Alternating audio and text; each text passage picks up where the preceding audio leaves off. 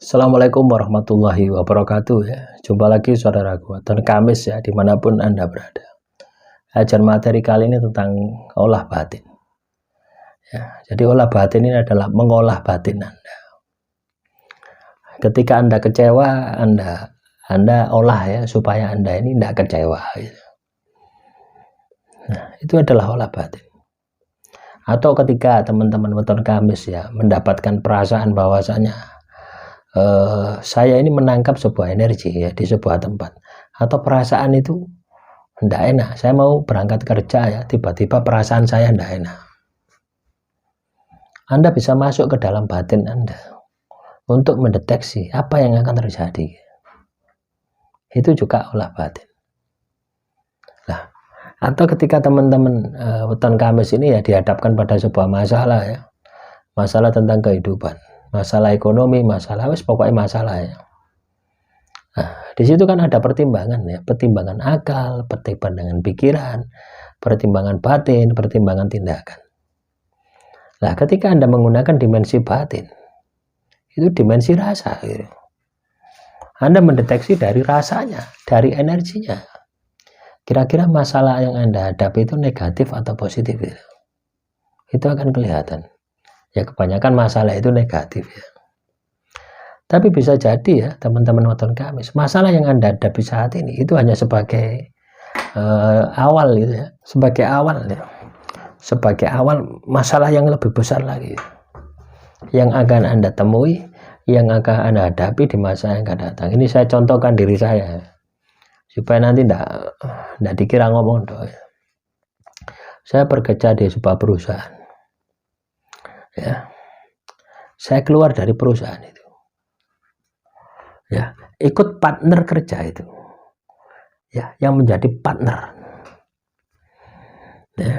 Tujuan saya keluar ikut partner kerja dari perusahaan saya lama itu ke partner kerjanya ini, saya memiliki tujuan untuk menyelidiki gitu ya, ada kasus kebocoran keuangan gitu yang nilainya sangat fantastis gitu. Setiap bulan itu 75 juta. Coba bayangkan ya, dalam 1 tahun berapa itu, setiap bulan 75 juta. Dalam 1 tahun berapa uang yang keluar? Nah, tentunya banyak. Saya sampai rela ya meninggalkan perusahaan saya ya, sudah 3 tahun di perusahaan itu saya tinggalkan. Ini orang baru ini ya, saya pura-pura di sana pura-pura mengabdi ya, pura-pura mengabdi. Tapi di dalam masalahnya itu, selalu masalah itu timbul gitu. Ya. Nah, walaupun saya ini katakanlah ketemu, saya sudah punya data yang sangat valid sekali ya.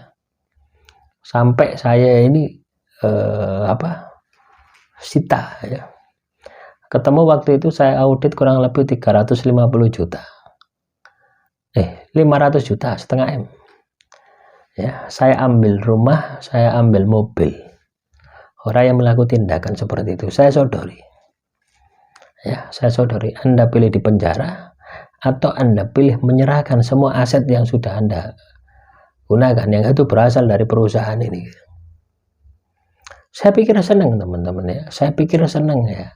Saya bekerja di perusahaan baru, menemukan kasus seperti itu, menyelesaikan seperti itu. Ya, saya pikir orangnya itu senang ya. Ternyata tidak. Malah ditutupi. Kenapa? Orangnya ini juga terlibat ya. Terlibat memonopoli kerjasama dengan bos saya yang sebelumnya itu. Nah, tujuan saya keluar dari perusahaan saya itu ya, supaya saya ini katakanlah tahu gitu loh ya, yang sebenarnya. Kalau saya greget seperti itulah, saya tidak mungkin memiliki kebebasan kalau saya tidak keluar dari perusahaan saya. Bos saya tidak tahu, alasan saya keluar tidak tahu. Ya, dikira saya berkhianat itu. Tidak, saya selidiki, saya punya data. Ya, ternyata ketemu data semua ya, mengerucut pada orang tadi. Ya, mengerucut pada orang tadi. Akhirnya saya dikeluarkan dari perusahaan itu. Ya. Nah, dari sinilah saya berpikir bahwasanya ini inti dari masalah, bukan ini. Inti dari masalah yang saya akan hadapi bukan ini. Akan ada masalah besar lagi yang akan menimpa hidup saya. Ya, ternyata benar ya, ada masalah besar. Nah, dan itu berlangsung ya 2017 sampai 2021. Baru saya bisa bangkit. Nah, terus saya ketemu dengan bos saya yang lama ya. Pada waktu itu saya buka rekening ya, buka rekening BE, buka rekening atau apa gitu ya di BCA ya. Ketemu dengan bos saya ya. Lah, itu kesempatan saya. Tuhan itu mempertemukan sesuatu itu kadang tanpa diduga-duga ya. Saya jelaskan kenapa saya keluar. Saya sudah tidak ada kompetensi tidak ada tendensi dari perusahaan lama dengan perusahaan kedua, perusahaan pertama. Sudah tidak ada kepentingan saya. Saya buka kepada bos saya. Saya punya datanya semuanya. Tak kasihkan bos saya. Ini data, Pak. Saya keluar dari perusahaan Bapak karena ini. Bukan karena saya mengkhianati Anda. Gitu. Kalau saya tidak keluar, saya tidak akan bisa sampai detail masuk ke dalam akar masalahnya. Nah, dia minta maaf, kembali lagi Pak, saya sudah keluar dari perusahaan, saya tidak mungkin kembali lagi. Walaupun saya katakanlah tidak ada masalah dengan perusahaan Anda gitu. Yang masalah ini perusahaan rekan bisnis Anda 75 juta setiap bulan, 1 tahun 1,5 M. Nah, coba bayangkan kerugian perusahaan itu sebesar itu ya. Perusahaan bos saya itu ruginya sebesar itu. Nah, ini yang masuk ya, yang masuk kepada perusahaan tadi. Nah, belum yang lain-lain ya, belum yang lain-lain ya, yang dimakan oleh pegawai yang ada di situ. Itu semua komplotan ya. Itu saya bongkar semua ya. Saya sendirian di tempat itu ya. Kalau sihir telur santet ya wis biasa ya. Kadang ya, saya masih belum paham ya kaitannya sihir telur santet itu, sebenarnya masih belum paham waktu itu gitu ya. Saya ini kok setiap saya datang ngantor di sini selalu saya ini tidak bisa jalan ya. Kalau ternyata ya itu ya. Saya datang ini baik semua ya. Tapi baik di depan tapi di belakang menusuk ya. Ya, kasih minuman, tak minum aja dikei gitu ya. Kasih minuman, kasih gorengan, Pak, gorengan Pak. Padahal saya itu di situ paling 5 menit 10 menit tulen metu wes. Saya cek pembukuan sudah keluar. Saya cek pembukuan sudah keluar. Saya pantau dari jalan. Saya lihat transaksinya gitu, dari jalan. Nah, kelihatan transaksinya. Itu yang terjadi seperti itu. Dan yang terjadi apa? Ya karma itu berlaku ya teman-teman ya. Karma itu berlaku ya. Saya dulunya kan mau nolong gitu ya, mau nolong orang ini gitu ya. Suaminya itu minta tolong ya. Baik suaminya itu baik. Tapi istrinya yang tidak baik. Nangis-nangis ke saya minta tolong gitu. Ya saya tolong sudah. Saya putuskan saya keluar dari perusahaan saya gitu. Ya, tujuannya tujuannya juga menyelidiki, saya tujuannya juga menolong. Tapi kenyataannya apa? Kenyataannya yang salah dia gitu. Pelakunya dia gitu. Akhirnya ya yang terjadi apa ya, semua perizinannya yang mengatasnamakan saya cabut semua. Akhirnya tidak bisa operasi gitu. Ya rugi kalau 2M dia. Ya, tapi bukan itu masalah ya teman-teman ya. Bukan masalah itu hanya perjalanan saja, itu hanya awal saja. Masalah yang saya hadapi adalah masalah saya sendiri. Nah, akan ada masalah besar yang menghadang diri saya. Jadi Tuhan itu kasih latihan dulu, ya. Kasih latihan dulu dengan masalah itu. Bisa enggak saya menyelesaikan itu? Ya ternyata bisa. Saya selesaikan ya dengan rapi. Ya, tanggung jawab saya kepada perusahaan ini sudah saya selesaikan semua.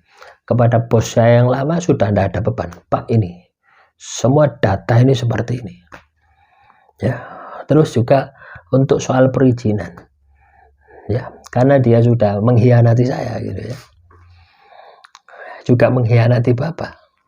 Nggak usah diteruskan ya usaha ini, saya akan cabut semua. Ya, bos saya, jangan Pak, ya ikut saya saja lagi gitu loh. Bos saya itu mau anut dengan saya, ikut saya saja lagi. Loh enggak Pak gitu ya. Karena saya merasakan ada sesuatu yang besar yang harus saya selesaikan setelah ini gitu. Saya sudah kerasa. Ya, akhirnya saya cabut ya ke Surabaya, ke SDM ya. Kebetulan yang perusahaannya perusahaan tambang, saya cabut semua. Karena apa? Atas nama saya kan, ya bebas saya mau cabut itu. Ya.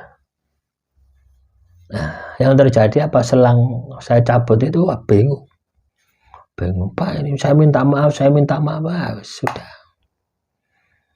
Ya, sudah selesailah sampai di sini ceritanya gitu. Nah, itu setahun kemudian menghubungi lagi. Nah, untuk minta diuruskan masalah-masalah tanah yang dia beli untuk tambang. Ya, untuk menyelesaikan masalah ini. Karena apa? Di tempat itu saya memiliki power gitu loh ya. Istilahnya dianggap gitu, dideni gitu loh ya teman-teman. Di tempat itu. Ya dideni karena apa ya? Saya berani kok sendiri gitu ya. Saya sendiri di tempat itu berani. Ini kan gini preman. Anda lihat ya, tambang itu kan gini preman wis. Nah, itu. Ternyata setelah itu terjadi semua muncul meledak jedem masalah kehidupan saya. Itulah teman-teman. Weton Kamis ya. Jadi sebelum Anda mengalami masalah yang besar dalam hidup Anda, itu akan selalu ada masalah yang mengawalinya. Itu adalah latihan. Tuhan melatih Anda. Ya, jadi jangan fokus dengan masalah yang Anda hadapi saat ini, tapi persiapkan Anda menghadapi masalah yang lebih besar yang akan datang, sehingga Anda ini tidak galau, tidak stres, tidak depresi.